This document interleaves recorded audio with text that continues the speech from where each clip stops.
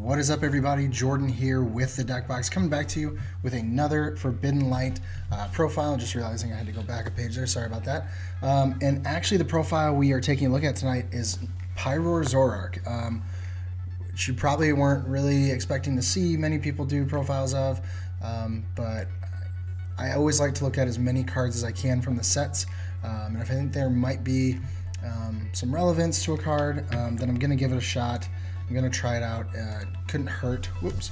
Accidentally bounced ahead there. And Pyroar is one of those cards. Again, this is a card where I look at and say it has some energy requirements that Zoroark also meets. And currently people are really playing Zoroark Golisopod a lot, so I figured, maybe have this one prize fire attacker might help us out. You have Zygarde, who can prevent EX and GX damage. So again, Zygarde kind of meets that criteria. Just a few different things. It also can kind of prevent your opponent from playing the way that they want to play or that they need to play to win the game. And I'll get into that in a little bit. But for now, I'm going to hop into the list. As usual, before I hop in the list, a couple things to cover. One, if you're interested in this list or any of the other lists that I've done, you can go over to deaddrawgaming.com and check out all their singles. They have awesome prices on their cards. They also have Forbidden Light boxes available. I believe they still have some available. You need to get over there as quick as you can before they run out of their initial stock. But yeah, I think it's a great set, and I think there's a lot of great cards. So if you're interested in any of these lists that I put out, go check them out, and they can help you out with your singles. Second thing, check out the timestamps in the description if you're interested in just hopping to the Pokemon, the trainers, or the final deck list. This is one, though, I would highly suggest sticking around to kind of hear things out, because if you just look at the list, you're going to think I'm crazy, and maybe I am, but at least if you stick around for the video, I can explain myself, I swear. So now we are going to hop right in to the Pokemon lines. The first portion, this is a Pyroar list, so we're running a 4/4 Pyroar line. Very, very heavy. Originally wasn't planning on playing it so heavy, but there was a card that kind of made me reconsider that. And I think it's going to be worth playing a heavy count. So let me cover these two parts real quick. So there's Litleo, that's the basic of this initial line.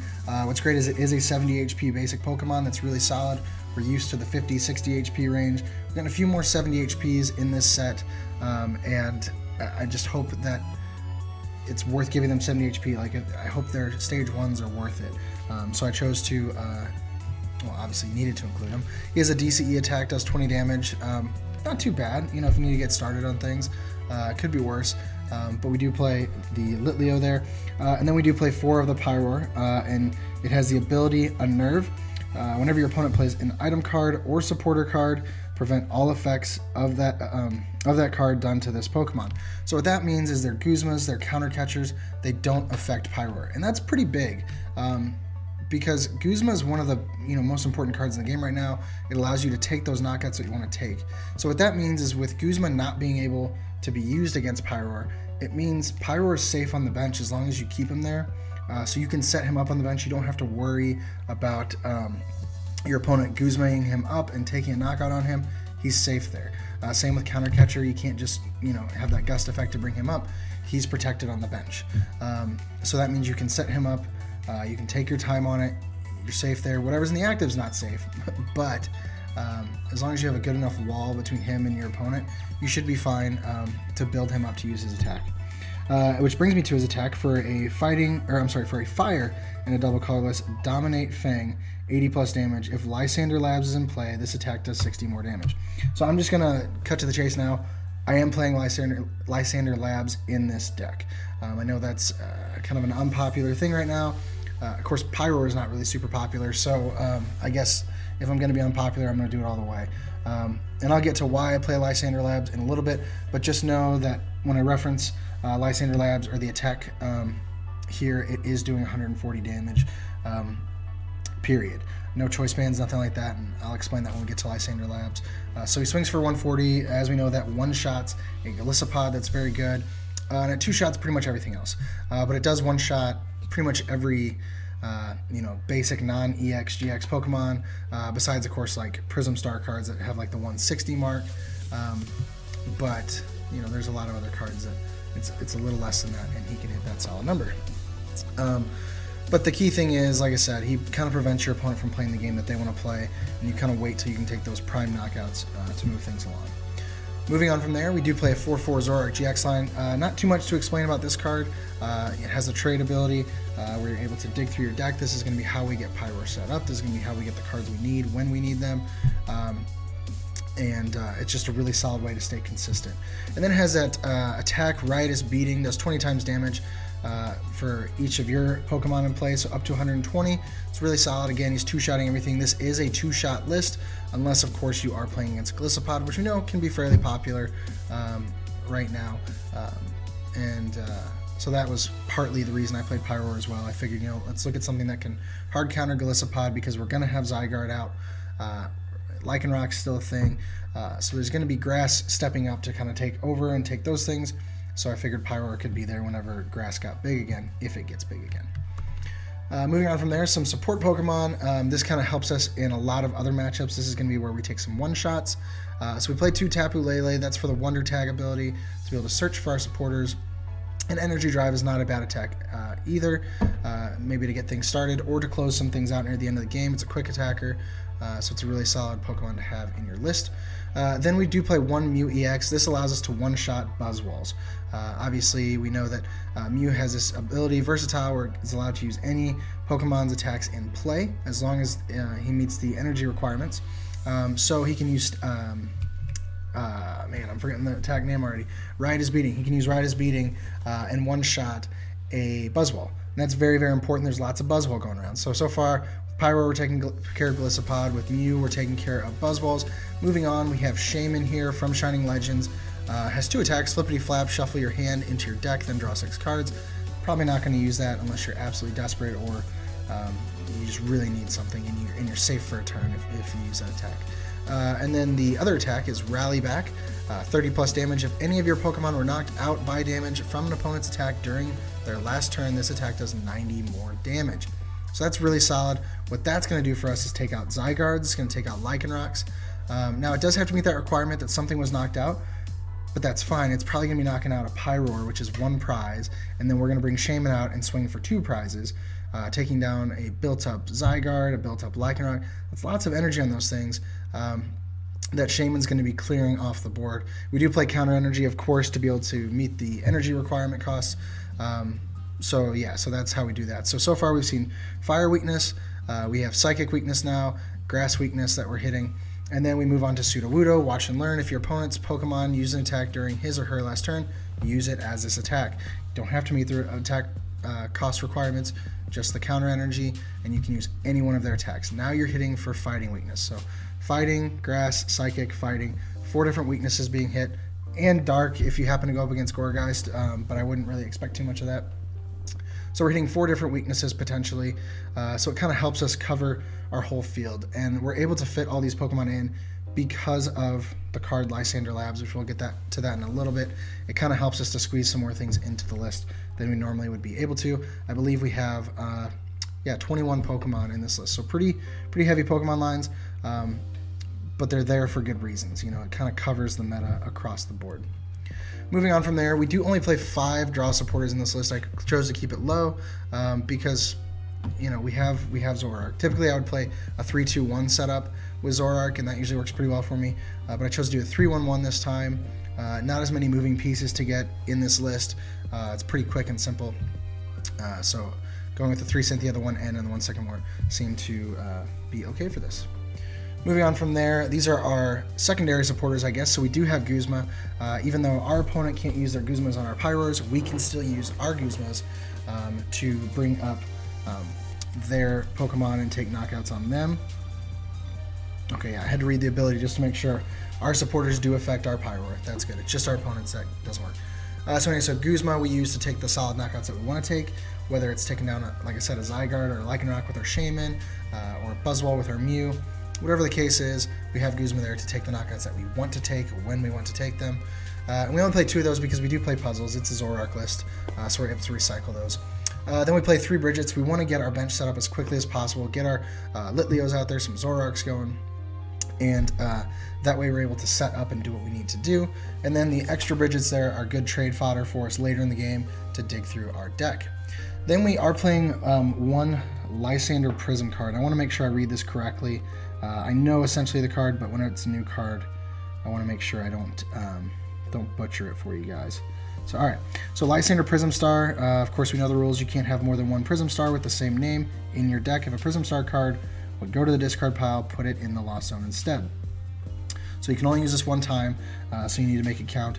It says for each of your fire Pokemon in play, put the same number of cards from your opponent's discard pile into their Lost Zone. So obviously, you know, people have talked about this in Expanded and how it's going to be a lot better because you're going to be able to dump supporters. They're not going to be able to use Via Seeker to get them back out. Maybe you go up against a Lysander, or not a Lysander, a Night March or something, and you can get their Night Marches in the discard. So we know that in Expanded. But in Standard, what we need to look at is, you know, decks that run heavy special energy counts, and you know they have a way to shuffle them back in or get them back. Maybe once they have a couple in there, maybe 2 or 3, use this, dump those. And if it's like, you know, it's just a full DCE list, and that's the only energy they play, you could potentially like lock them out of their energy, other than maybe like one that's in their deck or something. Or you could, you know, if you get lucky, you get all 4 of them in there. Not likely, but maybe a couple. It definitely would slow them down. If there's key Pokemon that you know can swing the matchup in their favor, you can dump those into the Lost Zone. Just get them out of there as quickly as possible. If you know their list plays puzzles, maybe dump some of their key supporters. So I think this card is going to be very, very strong. It's going to definitely swing matchups because, like I said, kind of the key of this deck is being able to two-shot while also preventing our opponent from doing what they need to do or what they want to do. And I think between Lysander's Labs, and Pyroar, that's going to kind of help. So you can kind of see the synergy there. And then we do play one Mallow. This is going to be great for whenever we do go down in prizes, or if we do go down in prizes, then we can bring Shaymin and a counter energy to the top, or Mew and a DCE, or Sudowoodo. You know, just get the exact cards we need at the exact right time, pull them up, set them up, and be ready to go. So that is why we play the one Mallow. Then from there, we do play 4 Ultra Ball, pretty self-explanatory. We need to get our Pokemon out as quickly as possible, and that's our way to do it. Then we play 4 Puzzles of Time, as I mentioned before. This is a Zoroark list, so that's going to be our way to recycle resources that we want back, that maybe we didn't want to dump initially, so we can reuse our energy, we can reuse our Pokemon, we can reuse our supporters, which is very big, and more importantly, our items as well, to just be able to cycle through things. And then we do play 3 Field Blower. This deck is pretty heavy on abilities. I wanted to go with 4 originally, but I didn't want to make it would have made some of the other cards a little bit more cramped.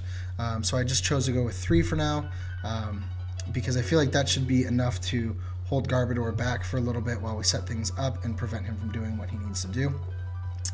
Then I do play 1 Pal Pad. This will help us to recycle some of our supporters throughout the game, so we don't always have to use puzzles on them. And then we can even puzzle back the Pal Pad to keep recycling our supporters. So it really kind of helps with our deck management and with being able to take solid knockouts when we need to take them. Definitely be very key to get cards like Mallow back, and maybe N for late game to mess up our opponent a little bit. It should be really, really solid to have in there. And then even, you know, this list is pretty reliant on our stadiums as well, and I did consider putting Lusamine in. There just wasn't space for it, and we have puzzles to get them back as often as we need them. But if you did choose to play a Lusamine, that would be one to get back with puzzles, because with Lusamine you get back stadiums or supporters, or I believe some combo of the two. So it would kind of be a double Pal Pad in certain ways if you played it right. From there, we are talking about the stadiums now. Let me make sure again that I read this appropriately. So Lysander Labs, Pokemon tools in play have no effect, both yours and your opponent's. So if you've noticed so far, there's been no items on our list. No Choice Band, no Float Stone. And I'm sure some of you at the beginning were going, well, he can hit for 140, and if you have a Choice Band 170, that's Lele.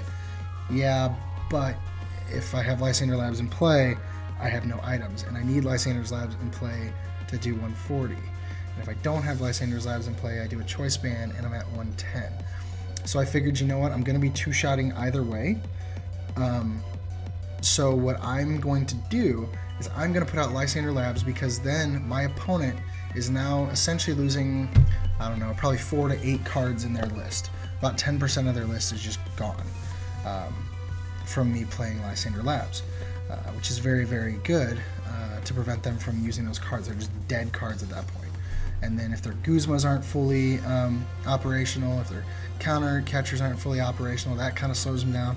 And then there's Lysander Prism Star that can kind of slow them down. I think there's too much here that can kind of slow my opponent down, that even though I'm two-shotting, I feel like a two-shot is enough. Plus with my tech cards like Mew, Shaymin, Sudowoodo, I feel like those are enough to counteract some of their one-shots. And the fact that I'm giving up one prize and taking two at the same time, I feel like that's just going to help it quite a bit. Call me crazy if you want. I want to try this deck out. I think it's going to be really, really cool to be able to shut down their items or their tool cards. I think anytime you shut down tool cards, it's usually helpful in one way or another. Then from there, to close the list out, we are looking at, it should only be 5 fire energy. Sorry about that. I know it's showing 6. It's only supposed to be 5 fire energy.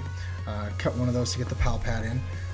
And then 4 DCE, obviously that's our way to attack with either Zoroark or Pyroar. We do need the fire energy, or just 1 fire energy for Pyroar, and then a DCE or 3 fire energy, whatever the case may be. And then I do play 2 counter energy, that's for the Sudowoodo and the Shaymin. And then of course, if we ever need to, we can put them on a Pyroar as well, and it'll count as 2 energies if we're behind in prizes. So it's just kind of whatever comes up at the time. It kind of gives you your 5th and 6th DCE, so it makes Pyroar a much easier setup and a higher potential that you're going to be able to use him. So then now we have the entire list for you here. As you can see, I mean, there's not a ton of items being used. Just kind of very, very tight on that. It's more of a heavy Pokemon line with the heavy stadiums, and then some supporters to kind of work with that as well. So I think this list could do very well. Again, as usual, it always depends on what the meta is like at that time. We know that if Golisopod gets really big, or maybe if Decidueye makes a resurgence at some point, Pyroar would definitely be a solid play. And like I said, Golisopod's good now. We know that Golisopod's good. So Pyroar would be a great counter to it. If you know your meta is going to be heavy in Golisopod, then this would be your new option, especially once Volcanion goes out. It would be a really good option for you. And then, like I said, the combination with Mew, Shaymin, and Sudowoodo, adding those 3 other weaknesses to kind of help you in other matchups, should really make this deck, should really make it strong for you guys. So thank you so much for hanging out with me, for checking out this video. Like I said, I know it's kind of an odd one to see. A lot of people are talking about the Ultra Necrozmas and the Naganadels and the Zygardes, and then I'm like, Pyroar is really good. I'm excited for the list. I think it's going to be a fun one to play, at least for your local leagues. If not, maybe a Challenger, a Cup here or there. This could do fairly well for you. So guys, like I said, thank you so much for sticking around for the video. I really appreciate it. Be sure to check us out on social media, facebook.com/thedeckboxtcg, then on Twitter at J3T8LAK. I tweet on there quite a bit. You get all the updates for the videos and things like that, and just any other little things I have to say. And then, as usual, leave a like for the video if you did enjoy it. Please be sure to share the video with your friends, kind of spread this, make it a little bit bigger. And then, as usual, if you haven't already, please be sure to subscribe. I would greatly appreciate it. And I'll see you guys next time here on the Deck Box, where I want to know what's in your box. Have a great night, guys.